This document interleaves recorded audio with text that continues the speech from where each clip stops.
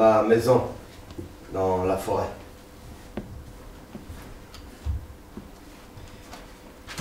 J'y suis né.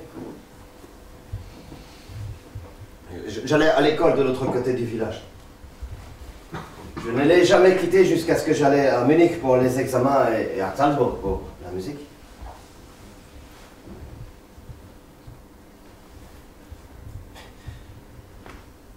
Je n'aimais pas les grandes villes. Et j'ai connu Londres, Vienne, Rome, Varsovie.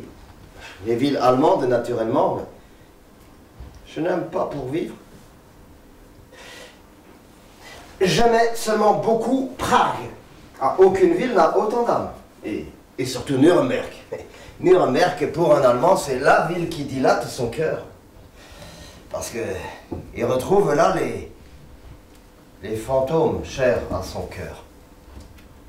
Les souvenirs dans chaque pierre de ceux qui firent la noblesse de la vieille Allemagne.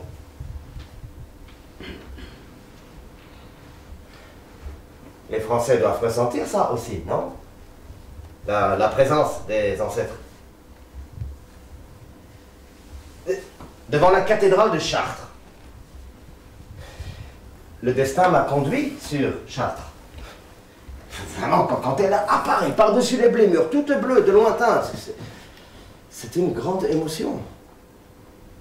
J'imaginais, jadis, les gens qui venaient à elle à pied, à cheval, sur des chariots. Je comprenais ces gens. J'aimais ces gens. Et comme je voudrais être leur frère.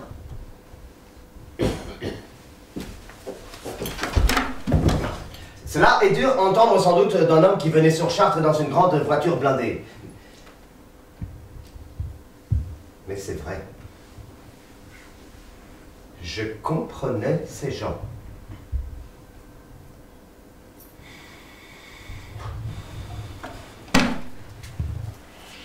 Tant de choses remuent ensemble dans l'âme d'un Allemand, même le meilleur. Et il aimerait tant qu'on le guérisse.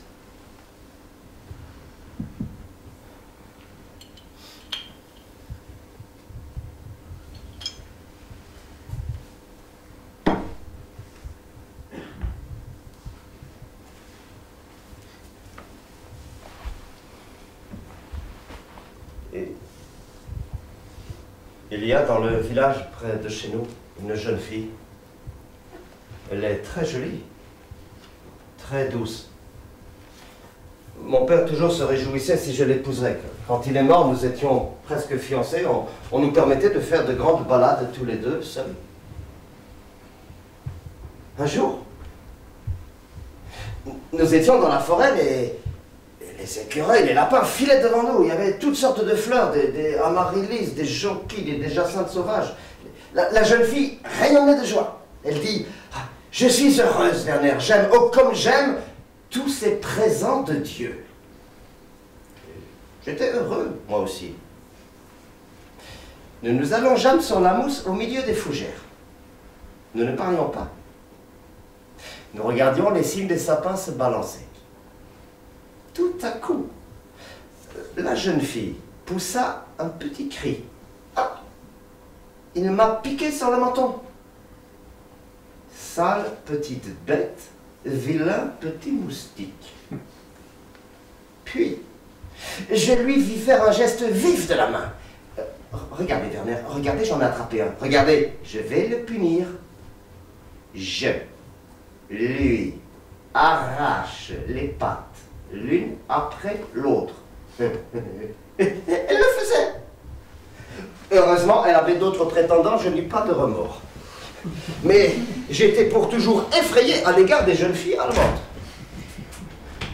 Et ainsi sont chez nous les hommes politiques.